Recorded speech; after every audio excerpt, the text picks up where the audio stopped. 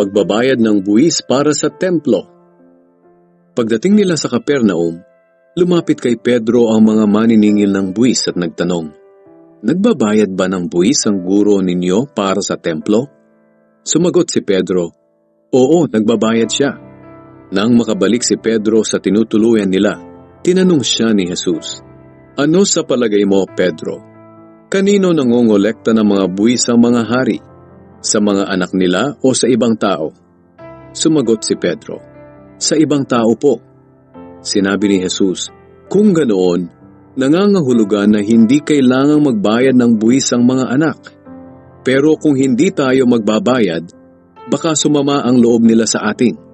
Kaya pumunta ka sa lawa at mamingwit.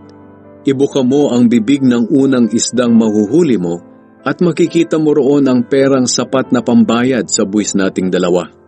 Kunin mo ito at ibayad sa mga nangongolekta ng buwis para sa templo."